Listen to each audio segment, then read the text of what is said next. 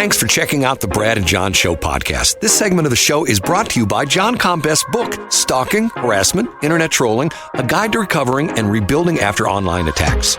It's a great reference if you've ever been the unfortunate target of a social media attack. It's available on Amazon. Just search John Combest. That's C-O-M-B-E-S-T, John Combest, and the book will show up in your search results. Now it's time for another segment of the Brad and John Show. Can you handle it? I'm Egbert, the owner of this station. Check out my website at egbert.com. That's E-G-G-B-U-R-T, egbert.com. Now it's back to Brad and John. Check out their website at bjshow.co. The BJ Show? Come on, guys.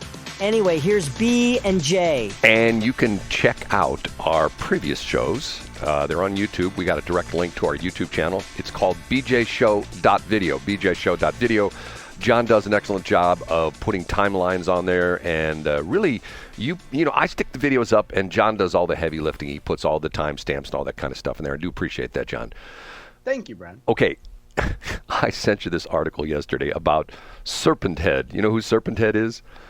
No, I don't. Wait a minute. Did you? Hold on. Let me look. No, go ahead and I'll look at the text. I'll see which one you're talking about. You don't know the nick. Oh yeah. Oh, James Carville. Right, James Carville. Oh yes, it's so good. Right. Rush Limbaugh used to call him Serpent Head, and if you know James Carville, he's an interesting looking guy. Matter of fact, I find the guy fascinating, even though sometimes I vehemently disagree with him. But I find the guy absolutely positively fascinating. He's married to, I guess they still married. It's funny because he's Mr. Dyed-in-the-wool Democrat. He was one of the huge contributors to the Bill Clinton campaign. He was one of the advisors and stuff like that. And his wife is like Mary something or other. What's her name? Mary Madeline. And they wrote a fantastic book, which I would recommend, Brad. It's called All's Fair. And it came out in probably 95 or 96. It's a great book. Right. He's a dyed-in-the-wool Democrat, and she's a dyed-in-the-wool conservative Republican. Can you imagine the arguments that go on in that household? Yeah. I imagine they consider it a little bit of foreplay, Brad. But, I mean, that's probably a little R-rated for this show. Anyway, the article was, did you read that, what I sent to you? Yeah, well, I had seen the story. I mean, the story's been around for like a week. It's fantastic. Anything that gets the short hairs out of their minds, you know, has a significant element of truth to it, Brad. Essentially, what he was saying was that the Democrats are really missing the boat with their messaging. And keep in mind, this is his bread and butter. This is his you know, what he does, the messaging, the imaging, all this kind of positioning kind of stuff, all the marketing kind of stuff. He says the Democrats are missing out on the fact that their messaging has become too feminine, and he essentially says it's like listening to NPR, right? Which was funny because they all talk like this, you know, and like here's what you do. Here's give you a perfect example of the difference between NPR, which is, who knows their target audience. I think I know what their target audience is, and like if you have two buttons free on your radio today when you're driving around today, put in NPR and then put in ESPN 101, okay? And then just bounce back and forth between the two and tell me if you hear a little bit of difference, because the ESPN 101, when you're listening, it will probably have quite a high level of testosterone, whatever you call it. I always get that. Toxic masculinity. Right, toxic masculinity. And then when you switch it over NPR, they're all talking like this and very muted. And, oh, thank you, Mr. Smith, for being on the interview. Yep. Well, thank you. And he's essentially saying that, hey, you want to reach the men? Talk to them like men. Isn't that essentially the gist of the article? Yeah, and the phrase he used was preachy females. Right, which I thought... And Brad, I think this is an important point, too, and we think about, listen, you raised boys, and you raised them in a different era. You raised them in the 80s and 90s, but still, that still applies to this situation. Think of a time if you're a young man, if you're a boy, or you're going through puberty, or you're a teenager, most of your day, you're being yelled at and told to stay in place by females. Most of your teachers are female, Brad, with the exception of a principal or maybe a shop teacher. Most of the male authority figures from the time you leave the house to the time you get home are telling you to sit down, be quiet, Set that down. Brad, stay in your seat. Brad, keep it down. So you're dealing with women who are scolding you all day long. And then you turn on the radio, Brad, when you're an adult, and you have people at NPR telling you that your masculinity is toxic, that you need to be more tolerant, that you, Brad, as a man are the problem. Why do you think men revolt against democratic female scolds? And what's interesting about it is he got a lot of flack for this. He was doing an interview. Wasn't that what it was? He was doing an interview, Yeah. and I'm thinking to myself, you know what? I agree with everything he says. I've talked about this so many times before that we're getting to a situation where, there is, I don't care what anybody says, there's a difference between men and women, the way they think, the way they act, the way they talk, and in so many different aspects of this. And I don't think you get points with men by, God, I could go into things by, my oldest son had a terrible run-in with the principal, a female principal. I won't mention Mrs. Davis's name, but and once again, it's to the point where he was like, as a here he was, 17-year-old kid, at the time 6'4" and 240 pounds, stuff like that. He finally just said, "I'm done," and he dropped out of school. I mean, to the point where, and am I saying that's the whole reason he dropped out? No, that was probably the straw that broke the camel's back. I just thought the thing for him was interesting. Now, I've done a little research, John, and we're on our NPR thing, okay? And I listen to NPR quite a bit, and partly because of the fact that I do find some of the stuff there interesting, but I do find some of the stuff fascinating because you'll never hear them talk about certain things, but they're always talking about certain things, okay?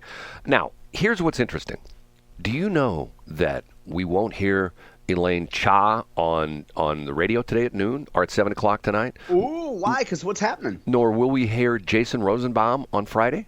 Our next Friday won't be on next Friday. Wait a minute. Is it because they're off a week for the holiday? It's their summer vacation. It's their. Are you? There's no way you're serious. No, they talk about. There's a promo. What's the show at noon called? It's so we're on. It's called Today in Transgenderism. Whatever the show's called. They're running a promo right now. They're saying we're off for summer vacation, and the show will be back on July 10th or whatever date that was. I'm going like, okay, whatever. Now, wow. Here's what's interesting. Okay, I'm right now on the STLPR, NPR, and STLPR.org website. Okay. And I'm going to count staff members. Madeline Painter, she is the Director of Marketing and Digital Media. She's number one.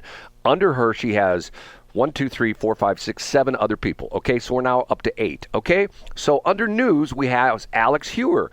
I guess is he the news director? He's number 9. Under Alex, we have 1, 2, 3, 4, 5, 6, 7, 8, 9, 10, 11, 12, 13, 14, 15, 16, 17, 18, 19, 20, 21, 22, 23, 24, 25, 26, 27 people. Under program, we have 28, 29, 30, 31, 32, 33, 34, 35, 36, 37, 38, 39. And under development, we have 40, 41, 42, 43, 44, 45, 46, 47, 48, 49.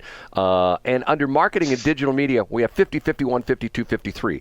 And under Laura Gissy, she's the guest relations specialist, we have 2. So we're up to what, 55 people? And that's all? There ain't no other radio station that has 55 people on staff. Now, here's the interesting thing. Let's go back just to the news thing, okay? I'm going to make some real enemies when I talk about this. But if we just go back to news, okay, we've got this guy, Will Bauer.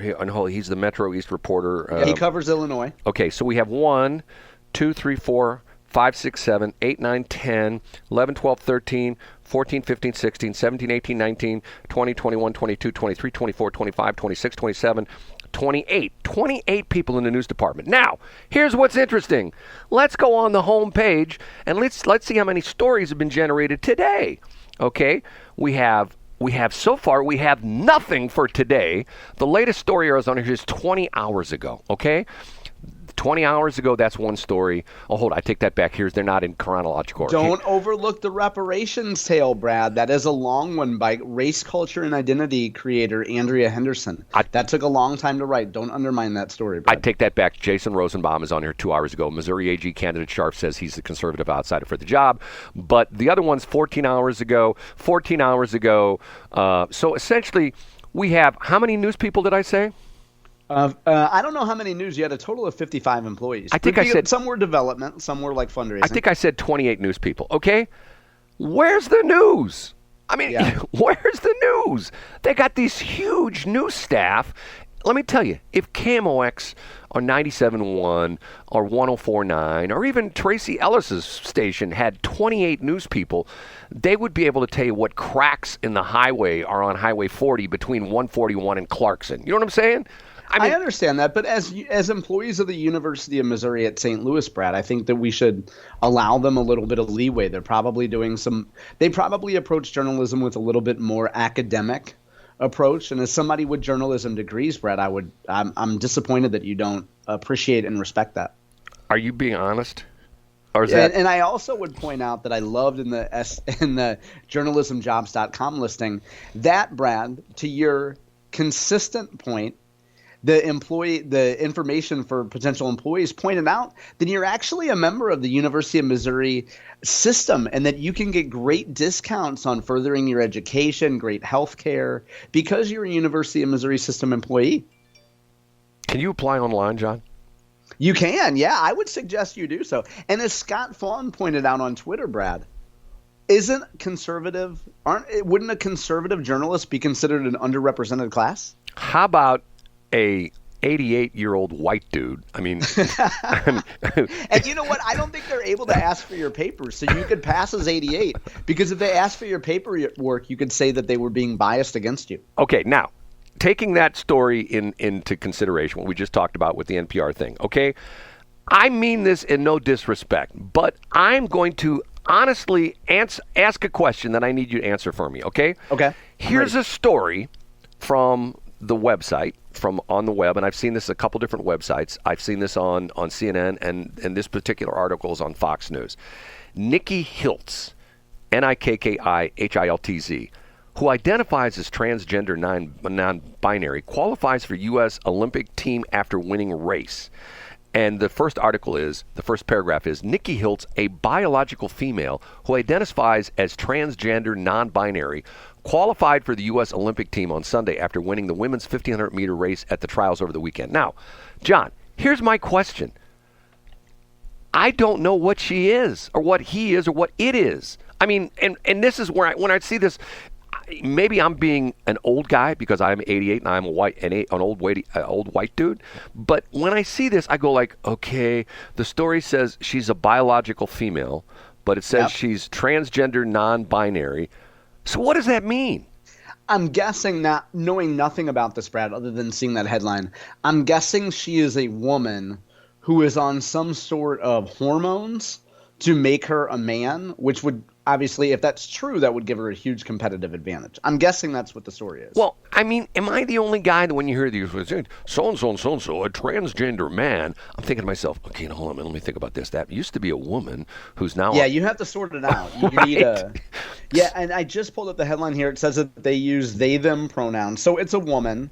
And I mean, I'm sure that they're tested for doping for conventional steroids, but I'm not sure if she can, I'm guessing World Athletics policy doesn't mention non-binary athletes, but those who are assigned female at birth are generally allowed to compete in female categories if they haven't received hormone therapy. So maybe she hasn't started taking testosterone yet. Well, I know people are going to say, listen to Brad, he's being an insensitive jerk. Who cares what people say, Brad? I just don't understand this thing because, once again, if you say it's a Chevy, you know what I'm talking about. If you say it's a BMW, but if you say, well, it's a Chevy that's got a BMW engine and it's got a Chrysler rear end and the computer in it, the ECM is out of an Audi and the tires are off a Ferrari, you go like, okay, what kind of car is that then? You know what I'm saying? I mean, yeah, I do. And I think, as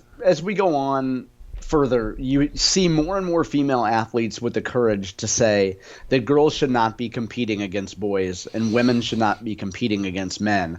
I think we see more and more females having the courage to say that publicly, Brad. Okay. And by the way, in the last segment, in Block B or Block C coming up next, a listener to the show who adores you, John, absolutely positively adores you, sent me a funny link, which we'll talk about next break, okay? Now, one last part in this break, okay? If you haven't seen this, when I saw this, I thought to myself, am I on the Babylon Bee, which I love, by the way? Okay, here's the headline. Hunter Biden joins White House meeting, befuddles Biden staff, report. Hunter Biden is now officially going to White House briefings with his father, the president. Is this bizarre or what? Yeah, I mean, I guess you could say that he'd make the staff crack up. And what's interesting was they got asked this at the KJP press conference yesterday, and she's going like, well, after they were in Camp David, and keep in mind this is a holiday week, and Joe and the president likes to stay close with his family, so Hunter just came with him from Camp what is it called? Camp David. Camp David, and it's an 88-year-old senior white moment guy. Just came with him from Camp David, and one of the reporters going, well, is he sitting in on meetings? Well, he's not making anything official, but he is sitting in. I mean, what is this guy doing in the White House? I mean, as I understand it, he's the one that's most heavily lobbying his father to stay in the race. I mean, if you believe what the White House gossip, he certainly needs Joe Biden to stay in the race. Is this a dysfunctional family or what? I mean, for sure. Months ago, I made the comment, and I got pushback from several women on this when I said, Jill Biden needs to do an intervention. Remember I said that? And I had someone right about that. Who knows me very well, called me right after the show. I couldn't believe you said that. She said, I couldn't believe you said that. Was a horrible thing. I go, come on. The handwriting's on the wall. This woman is this guy is her husband. She's the wife of the president. She sees him every single day. She knows he's compromised. She knows this. And if you saw the crap that went on after the meltdown debate where she takes him to a Waffle House, and I'm thinking he's probably going like, where am I? Waffle House? What's that?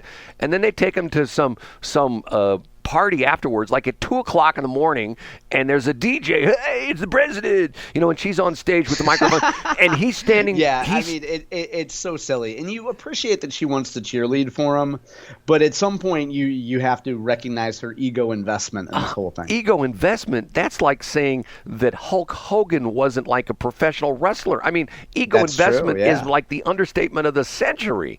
Well, we're being kind here, Brad. I don't want a bunch of old nags calling you immediately after the show to scold you. What did Rush Limbaugh? I'm going to blow all the women up when I say this. What did Rush Limbaugh? Remember the National Organization Women Now, and he called NAG. He called them NAG. National Association of Gals. Yeah, it's so good. Okay, I do miss Rush Limbaugh, and if I say that in front of a woman, they go, "He was a horrible, terrible, misogynistic person." No. Then you know what that means? You're around the wrong women if they talk like that, Brad. Maybe you're right, John. Thanks for checking out the Brad and John Show podcast. This segment of the show is brought to you by John Combest's book, Stalking, Harassment, Internet Trolling, A Guide to Recovering and Rebuilding After Online Attacks. It's a great reference if you've ever been the unfortunate target of a social media attack. It's available on Amazon. Just search John Combest. That's Combest, John Combest, and the book will show up in your search results. Now it's time for another segment of the Brad and John Show. Can you handle it?